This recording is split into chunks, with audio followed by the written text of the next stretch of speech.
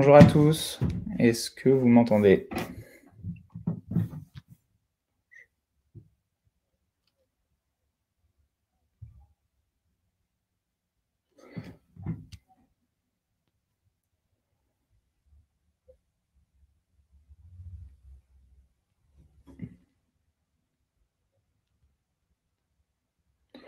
Bonjour à tous, j'espère que vous m'entendez.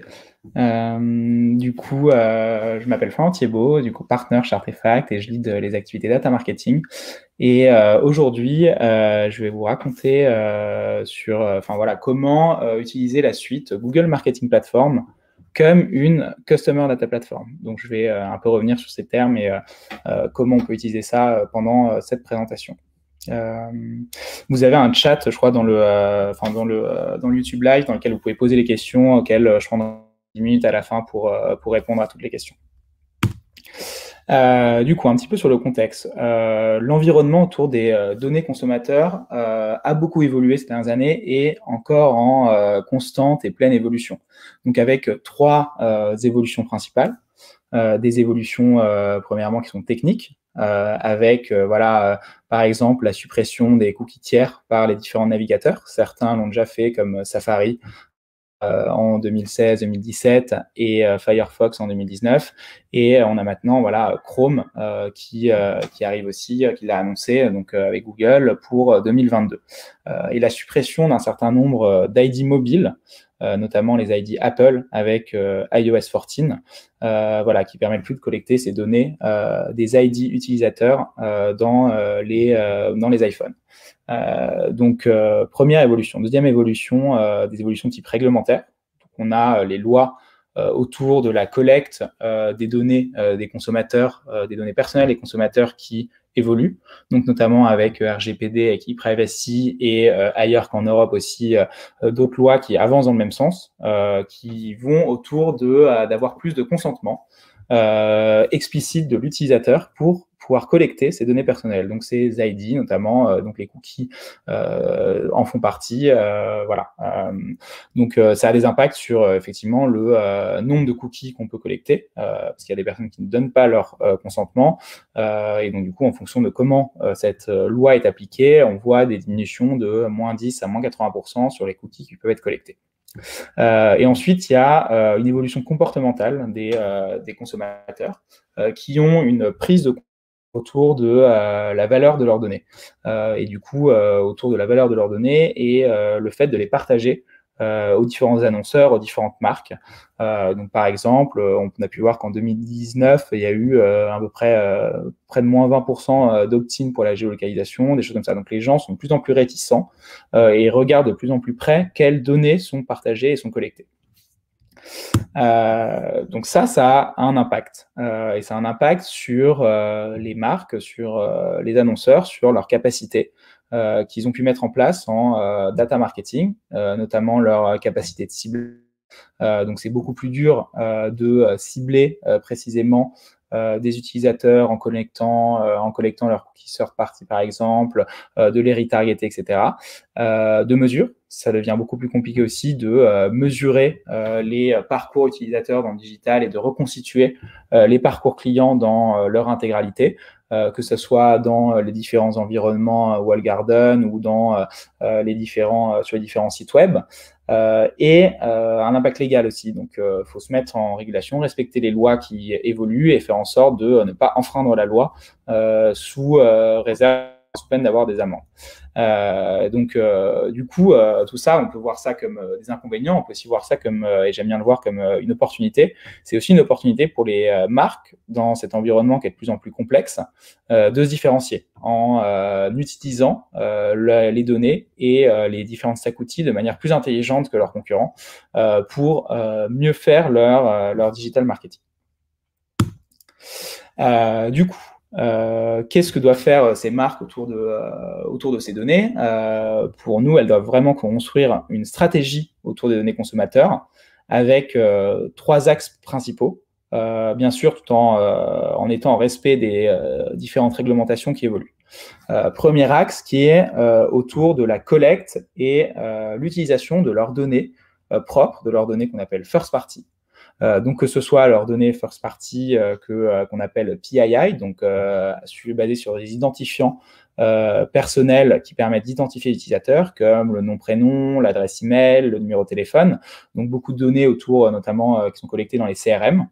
Des données non PII, donc ça c'est toutes les données qui sont basées sur des identifiants plus comme des cookies, comme des ID mobiles, qui sont autour des données de navigation, que ce soit sur les sites web ou sur les applications des marques, ou encore les données médias, et on y reviendra.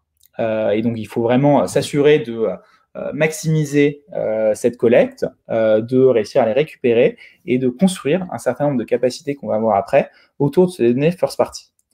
Deuxièmement, il faut construire et utiliser un écosystème d'outils qui soit durable, donc qui soit durable dans le sens qui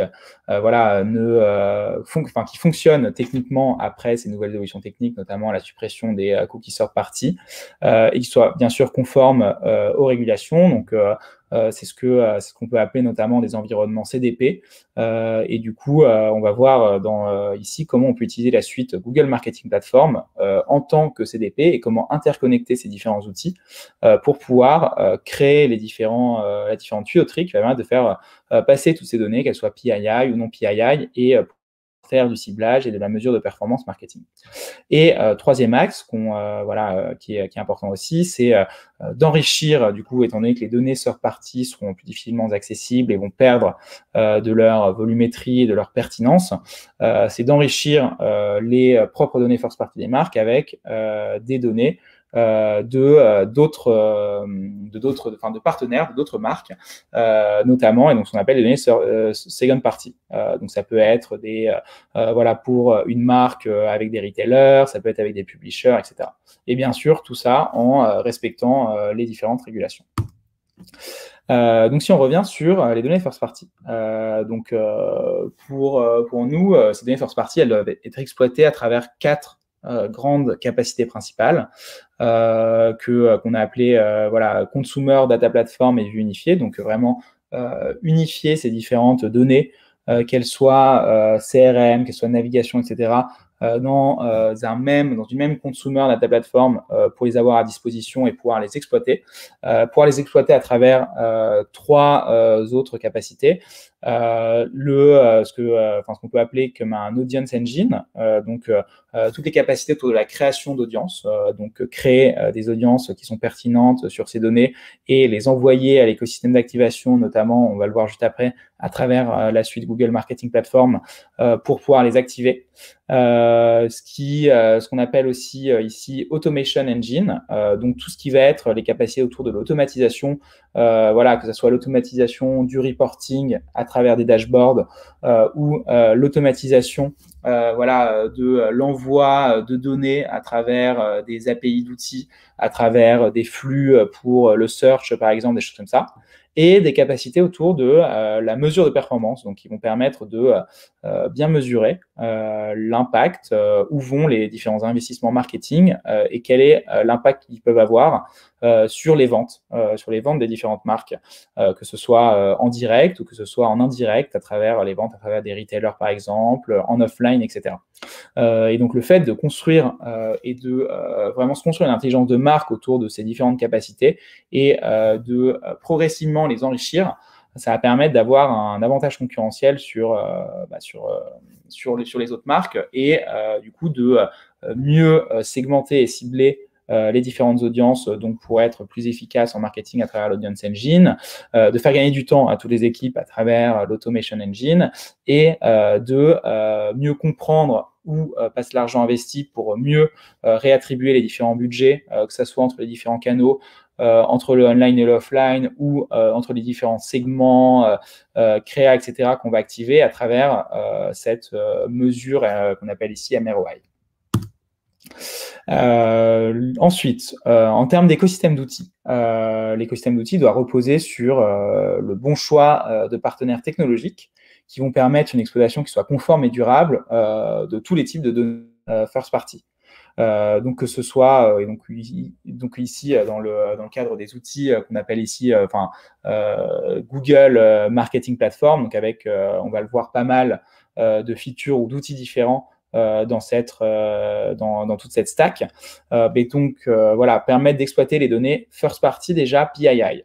Donc, c'est toutes les données voilà, CRM, toutes les listes d'audience qui peuvent être voilà, basées sur des adresses email, des numéros de téléphone, des choses comme ça, et sur lesquelles on va utiliser les API, notamment de l'écosystème Google, donc comme Google Customer Match par exemple, le nouveau Customer Match aussi sur DV360 qui est en train d'arriver, et comme les API de conversion au site Google comme Source Sales Direct par exemple, qui vont permettre de cibler ces listes d'audience de manière pertinente en médias, donc en plus de leur envoyer des emails ou des SMS ou des appels, des choses comme ça, de potentiellement les cibler sur tout l'écosystème Google et l'écosystème programmatique, mais aussi d'envoyer ces audiences dans les API des outils de conversion pour pouvoir mesurer l'impact de ces activations médias sur les ventes offline.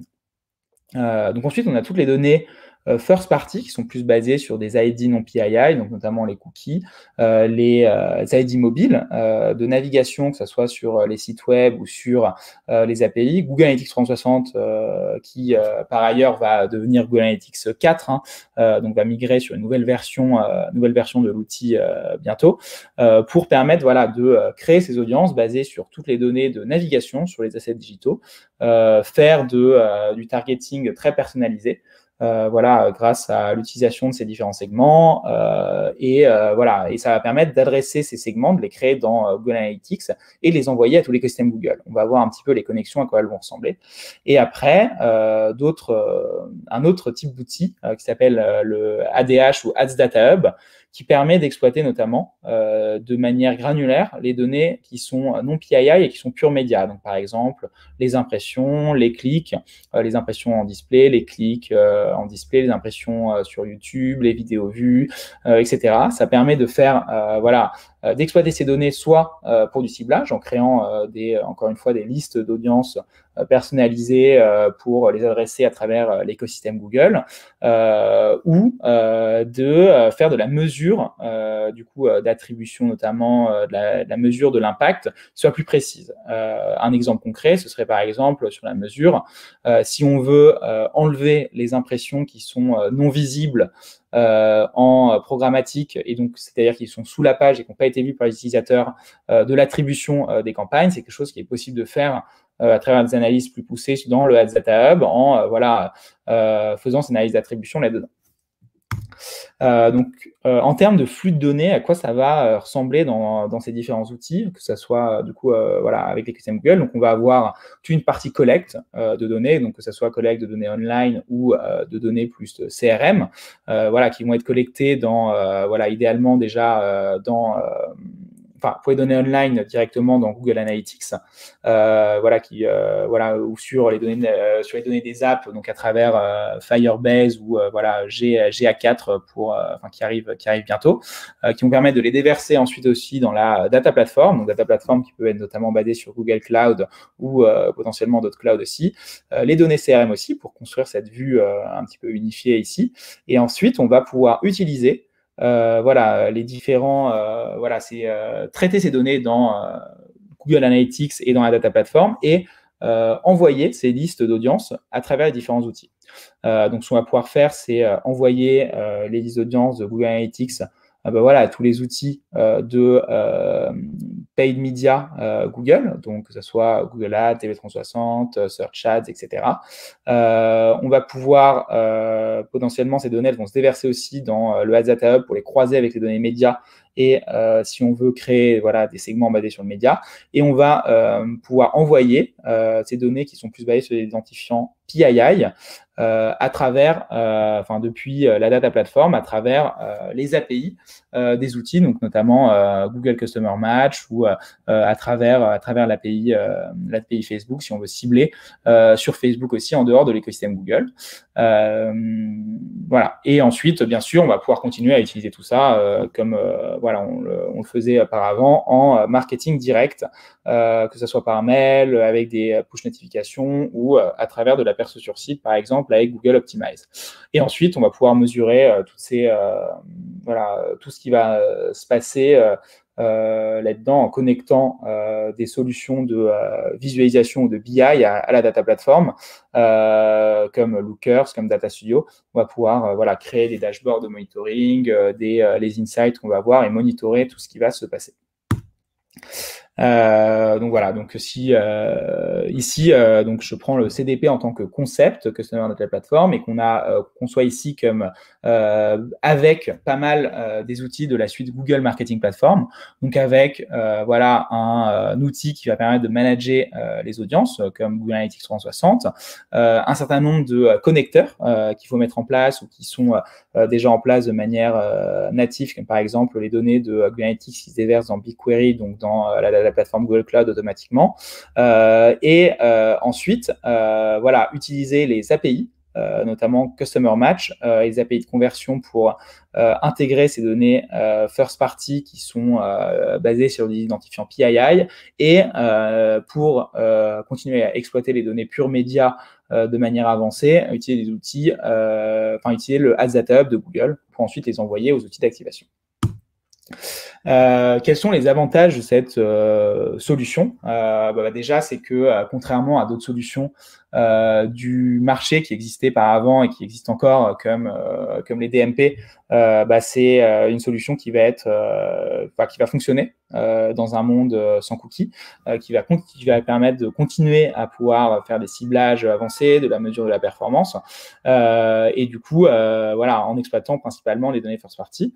Ça va permettre d'avoir des taux de conversion qui sont, des taux de correspondance, des taux de match entre à l'intérieur de l'écosystème Google qui sont très bons, qui sont proches du 100% par rapport à d'autres outils comme les DMP, encore une fois, qui sont basés fondamentalement sur des outils, sur des cookies third party et du coup qui vont perdre un certain nombre de leur synchronisation avec leur écosystème pour les adresser. Et ça permet aussi d'avoir, d'utiliser des solutions très avancées, de faire des analyses custom, notamment sur les données pure média à travers, par exemple, le Ads Data Hub. Voilà, donc en gros, comment faire là-dessus? Donc, il n'y a pas de vrai, on va dire, il n'y a pas d'unique approche complètement standard là-dessus. Mais généralement, ce qu'on voit, c'est que pour nos clients, ce qu'on fait, c'est qu'on, c'est des outils en général que, en tant que marque, vous avez déjà, qui sont souvent, en tout cas en partie déjà utilisés, mais pas dans leur plein potentiel. Et du coup, ça pourrait être par exemple pour, si c'est le cas d'une marque qui serait là ici dans ce cadre-là européenne, ça pourrait être par exemple de faire un pilote pour confirmer les avantages de tel ciblage à travers GA360, à travers les données first party dans les API dans un pays, donc là, voilà, un petit peu au hasard, l'Italie, et ensuite, déployer ça comme standard à travers ce qu'on pouvait faire avant dans l'outil type DMP sur les différents marchés. Voilà.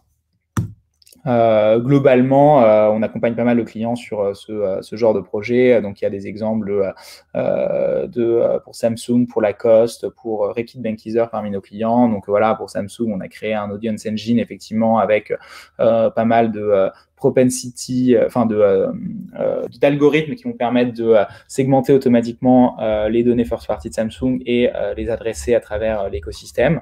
Par exemple sur Lacoste, on utilise aussi du coup effectivement cette suite Google Marketing Platform comme une CDP pour bien exploiter tous ces outils et d'autres exemples sur Reckitt Benckiser où on a mis en place des modèles de mesure de la performance MROI et aussi des outils, des algorithmes de création d'audience qu'on appelle Audience Engine ici. Voilà. Je vais m'arrêter là et je vais vous laisser poser des questions si vous en avez.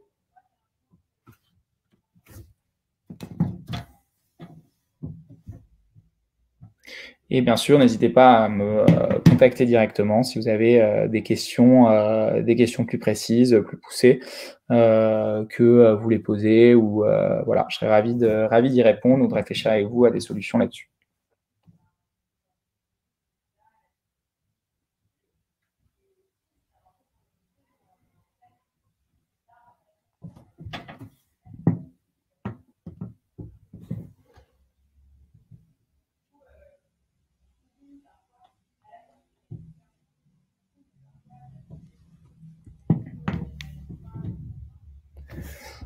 Et si vous n'avez pas de questions, on va pouvoir se déconnecter. Alors, je regarde juste dans le chat. Ah. Alors, Damien, bonjour, mais je croyais au contraire que pusher de la data first party dans GA était interdit. Non, c'est pas interdit tant qu'il y a le consentement des utilisateurs et qu'il y a les bons opt-in qui sont mis en place. Pousser de la data first party dans Google Analytics n'est pas du tout interdit. Au contraire, c'est une des utilisations qui sont très performantes de Google Analytics et qui va permettre d'adresser ces différentes personnes. Donc, il y a de la donnée first party, ça peut être de la donnée first party de navigation, donc déjà navigation sur les sites, etc. Donc là, par essence, Google Analytics sert principalement à ça. Et après, pousser de la donnée first party qui est plus PII, donc basée sur des ID CRM, c'est possible tant que on a le consentement de l'utilisateur pour le faire. Donc qu'il a été prévenu et qu'il a accepté le fait de le faire. Et ensuite, ça pourrait être aidé par GA si on arrive à le matcher, par exemple, à de la navigation. Donc, si quelqu'un se log sur le site, clique sur un email, des choses comme ça, c'est des choses que vous pourrez avoir. Et alors, je ne sais pas s'il y a d'autres questions.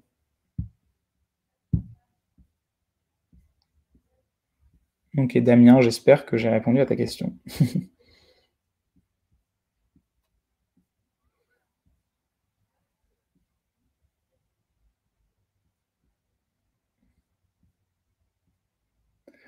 Avec plaisir, Grégoire. Alors, pourriez-vous détailler un use basique avec les prérequis, les timings, etc.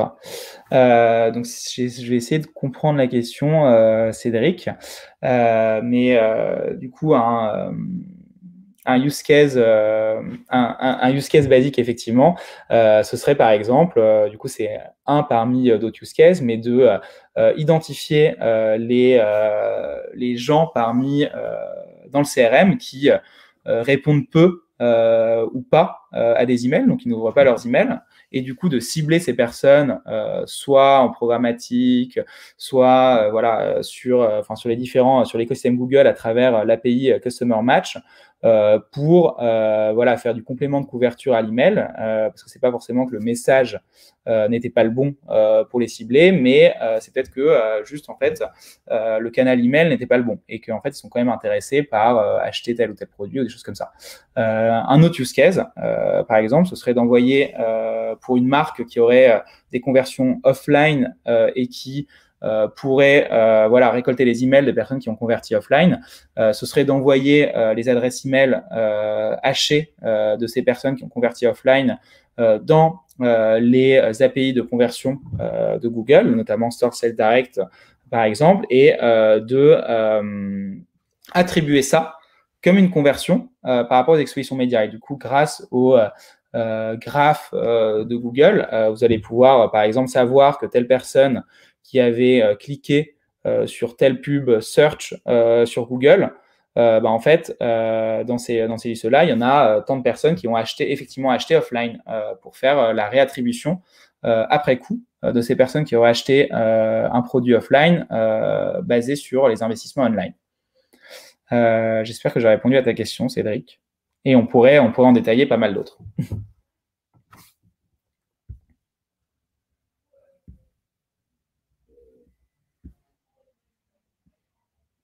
Alors, je regarde s'il y a d'autres questions.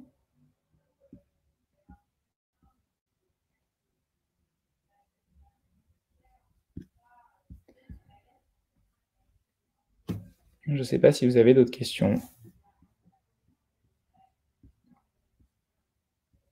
J'attends encore 2 minutes et sinon, on terminera la session. Mais ravi de répondre encore à une ou deux questions si besoin.